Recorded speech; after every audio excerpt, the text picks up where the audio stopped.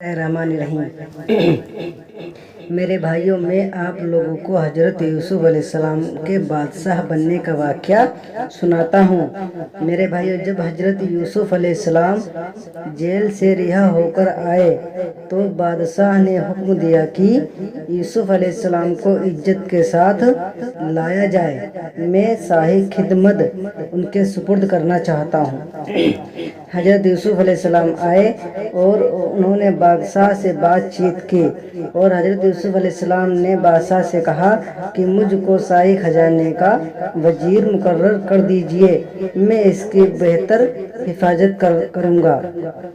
बादशाह ने हजरत यूसुफ अलैहिस्सलाम की बात मंजूर की और उन्हें शाही खजाने का वजीर मुकर्रर करार दिया।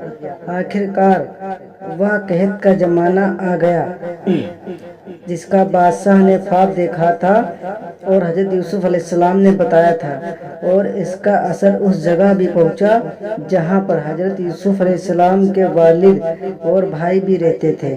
चुनांचे हजरत यूसुफ अलैहिस्सलाम के वालिद हजरत याकूब अलैहिस्सलाम ने अपने बेटों से गल्ला लाने के लिए कहा और कहा कि मिस्र में हजरत यूसुफ अलैहिस्सलाम के पास भेजा।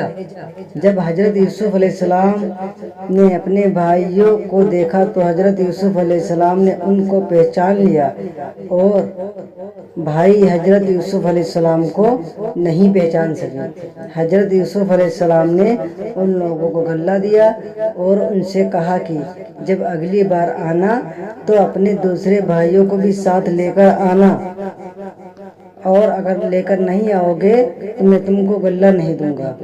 और अपने मुलाजिमों से कह दिया कि जो कीमत उन्होंने हजरत यूसुफ अलैहिस्सलाम के भाई से गल्ले की ली थी वह भी उनके सामान में चुपके से रखवा दी ताकि वह फिर मिस्र आए। जब यह लोग अपने शहर कनान पहुँचे तो अपने बाप हजरत याकूब अलैहिस्सलाम से कहा कि मेरे अब्बा जान, अब के साथ हमारे साथ भाई को भेजिए वरना हमको गल्ला नहीं दिया जाएगा और हम अपने भाई की खूब हिफाजत करेंगे। जब उन्होंने अपना असबाब खोला और उसमें सारी रकम देखी तो बहुत खुश हुए।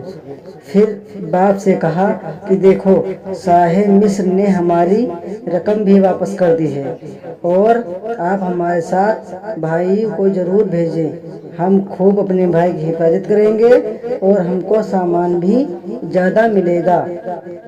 और हजरत याकूब अलैहिस्सलाम ने कहा कि जब तुम अल्लाह का अहद मुझको ना दो कि इसकी हिफाजत करोगे और इसको सबके साथ रखोगे, उस वक्त मैं इसको तुम्हारे साथ नहीं भेजूंगा। आखिरकार सब भाइयों ने अहद कर लिया और हजरत याकूब अलैहिस्सलाम